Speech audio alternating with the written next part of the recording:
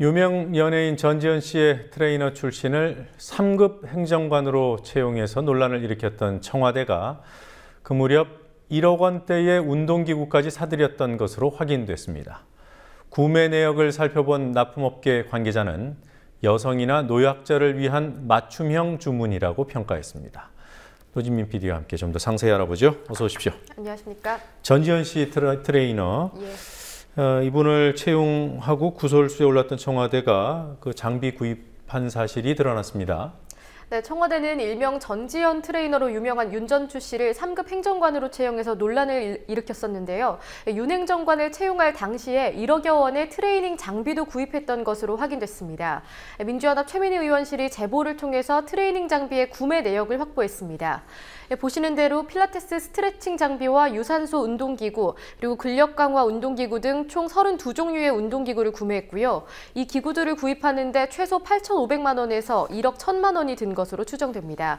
수입 운동기구의 경우 환율 등에 의해서 시세가 유동적인 것으로 알려졌습니다. 네, 여성들이 좀 더 많이 하고 있는 그 필라테스 이 관련된 장비가 많아요? 예, 그렇습니다. 네, 청와대가 구입한 몇 가지 운동기구들을 보면요.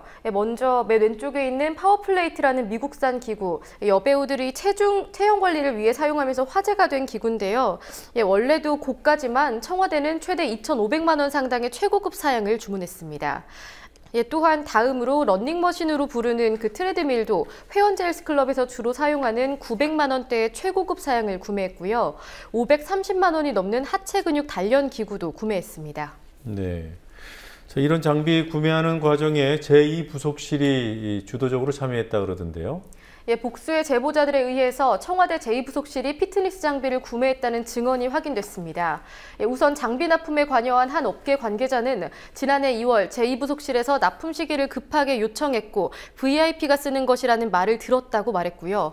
또 다른 제보자는 세부 등급이나 용도가 여성과 노약자 등을 위한 맞춤형 주문이었다고 말했습니다.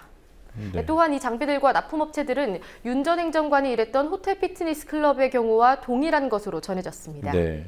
이 제2부속실이라는 곳이 뭐 하는 데입니까? 과거 정부에서는 제2부속실이 대통령의 배우자를 보좌하는 조직이었습니다.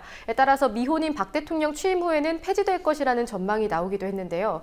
윤 행정관을 채용하면서 청와대는 제2부속실을 소외계층 소통창구로 발전시킬 것이라고 했습니다. 하지만 아직까지 그 역할에 대해서 검증이 이뤄진 사례는 찾기 어렵습니다. 한편 오늘 국회 운영위원회 국정감사에서 윤 행정관에 관한 논란이 있었는데요. 이재만 청와대 총무비서관에 대한 최민희 의원의 질의 내용을 잠시 보시겠습니다.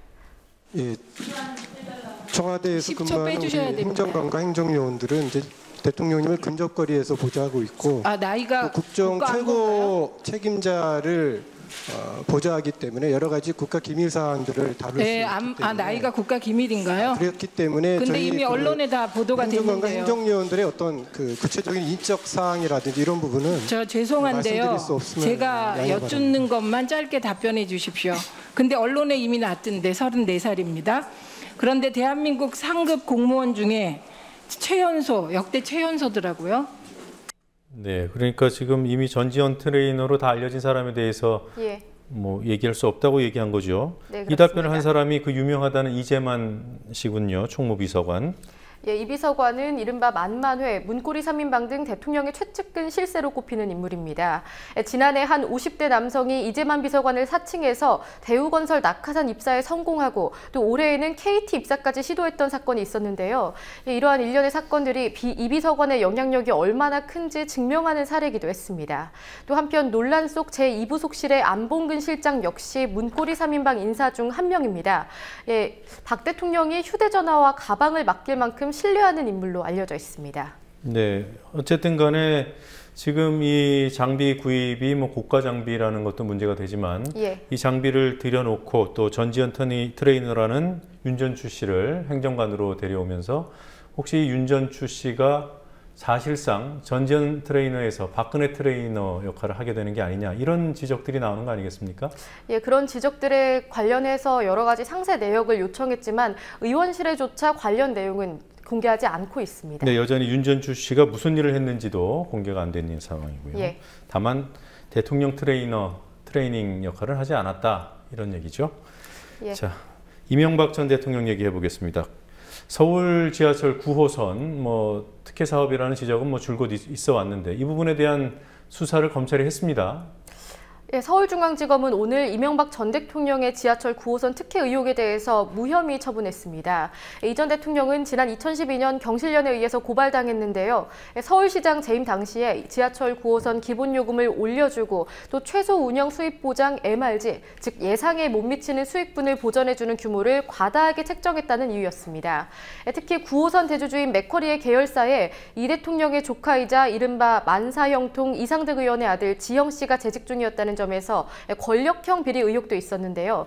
이런 혐의들에 대해서 검찰은 모두 혐의 없음 처분을 내렸습니다. 네, 뭐 어느 정도 근거를 가지고 무혐의 처분을 내렸겠죠.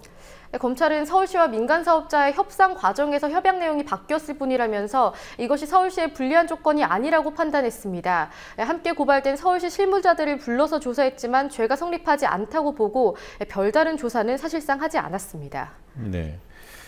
당시 결정 때문에 갈등이 빚어진 일이 있었죠?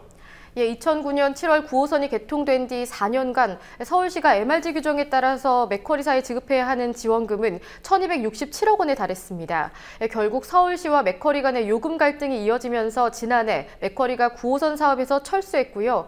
서울시는 새 투자자들과 협약을 맺으면서 MRG 규정을 폐지했습니다. 네, 검찰이 서울시의 불리한 조건이 아니었다고 한 내용이 제가 기억하는 한은 예. 그 당시 그 지하철 다른 노선의 기본 요금이 800원이던 시점에 예.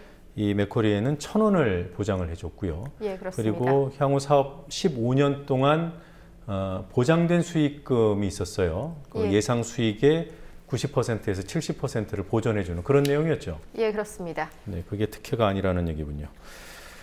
자, 그리고 그 MB 얘기를 하나 더 해보죠. 그 퇴임 후인 이명박 전 대통령이 현직 대통령보다도 경호를 받은 횟수가 더 많다. 어떻게 된 겁니까? 네, 청와대 대통령 경호실이 국회 운영위원회 소속 의원들에게 공개한 경호활동 내역을 분석해봤는데요. 그 결과 지난 1년간 이명박 전 대통령 내외에 대한 경호 건수가 가장 많았습니다. 지금 보시는 것이 경호실에서 공개한 경호활동 내역입니다. 이희호 여사와 권양숙 여사와는 달리 이 전 대통령의 경우 내외에 대한 경호가 이뤄졌다는 걸 감안을 한다고 해도 상당히 많은 횟수입니다. 특히 박근혜 대통령의 경우 327건의 경호를 받은 데 비해서 이 전 대통령 내외는 1934건, 그러니까 현직 대통령보다도 6배나 더 많은 경호를 받았습니다. 네, 뭐 뭔가 이유가 있겠죠. 어떤 일정 때문에 경호를 받았습니까? 예, 우선 이 전 대통령 내외는 각종 해외 교류로 인한 그런 경우가 있었는데요. 지난 1년간 총 11번의 경호를 받았습니다. 그리고 국내 사례의 경우에는 구체적인 사례들이 전부 다 공개되진 않았습니다만 일부 알려진 사례를 보면 부적절한 사례라는 지적을 받은 경우가 많았습니다. 예컨대 지난해 4월 이른바 황제 테니스 논란이 있고요. 지난해 5월 노무현 전 대통령 4주기에 재임 시절 참모들과 골프를 쳤을 때도 경호를 받았습니다.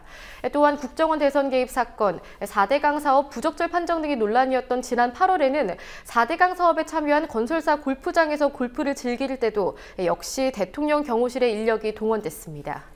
네. 자, 맞벌이하는 부부, 서울에서 전세를 마련하는데 어느 정도의 기간이 걸립니까? 경제정의실천시민연합이 오늘 통계청과 고용노동부 그리고 국민은행의 자료를 분석해서 맞벌이 신혼부부가 아파트 전세를 구하기까지 걸리는 시간을 발표했는데요. 30대 초반에 결혼해서 맞벌이 가구가 된 초대졸 신혼부부를 기준으로 통계를 냈습니다. 구체적인 내용은 화면으로 설명드리겠습니다. 지금 보시는 화면은 신혼부부가 아파트 전세를 구하는 데 걸리는 시간을 연도별로 구분한 겁니다.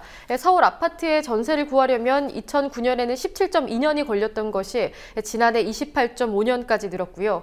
수도권 아파트의 경우도 2009년 12.6년에서 상승세를 이어가다 지난해는 21년을 넘어섰습니다. 2009년에 비해서 전세금을 마련하기 위해서 맞벌이를 해야 하는 시간은 서울과 수도권 모두 65% 이상 길어졌습니다. 네.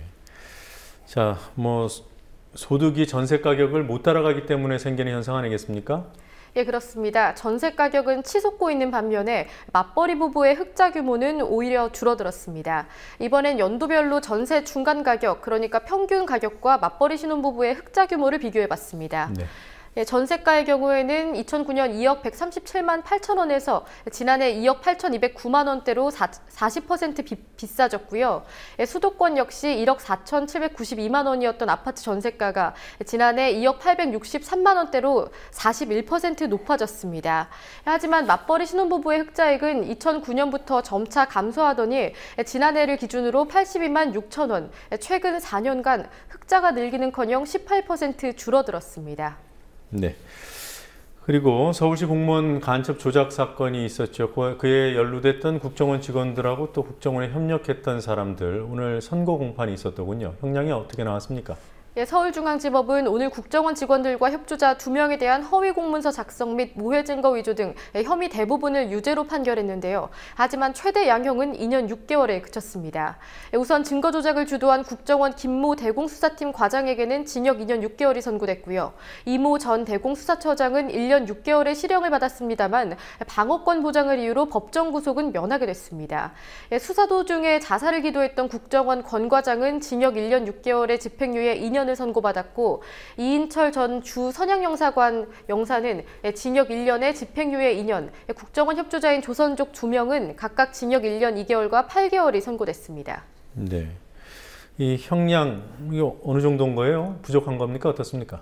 재판부는 국정원 직원들에 대해서 피고인들이 형사처벌을 받은 전력이 없고 국가안보를 위해서 20년 이상을 헌신하고 국민을 위해 봉사한 점 등을 들어서 양형을 참작했다고 설명했습니다. 하지만 이에 대해서 유우성 씨 변론을 맡은 민변 소속 김용민 변호사는 죄질에 비해서 형량이 지나치게 낮다면서 충격적인 판결이라고 비판했습니다. 더욱이 이 사건이 검찰의 꼬리 자르기 수사라는 논란을 불러왔다는 점에서 논란은 쉽게 가라앉지 않을 것 같습니다. 지난해 수사에 착수했던 검찰은 국정원의 조직적 개입에 대한 의혹들이 계속 제기됨에도 불구하고 남 전 원장을 비롯한 지도부 전원을 무혐의 처분했습니다. 네. 자, 방송인 허지웅 씨라고 있죠. 서북청년단을 비판한 일이 있었는데 이것 때문에 고발을 당했습니다. 예, 그렇습니다. 가토다스야 산케이지 국장을 비롯해서 손문상 화백과 여러 진보 매체를 무작위 고발하고 있는 심상근 씨가 이번에는 방송인 허지웅 씨를 고발했습니다. 허지웅 씨는 지난달 28일 자신의 트위터에서 서북청년당 재건이를 언급하면서 저런 이름을 창피함 없이 쓸 수 있게 허용한 우리 사회의 현 주소를 부끄러워해야 한다고 비판했는데요. 심 씨는 이 글이 애국단체인 서북청년단의 명예를 훼손하고 모욕했다면서 지난 10일 허지웅 씨를 고발했습니다. 이 소식을 들은 허지웅 씨는 미디어오늘과의 인터뷰를 통해서 박정희 전 대통령 대변인을 자처할 정도로 나이가 많은 분이 서북청년단이 과연 무엇인지도 모르는 거냐고 하면서 비판했고요. 또한 고발이 남발되고 검찰 수사로 이어지는 상황에 대해서 제3자의 의견을 묵살하거나 견제하는 목적으로 사용되는 일이 고착화하는 것은 큰 문제라고 우려했습니다. 네. 자, 오늘 여기까지 보겠습니다. 수고했습니다.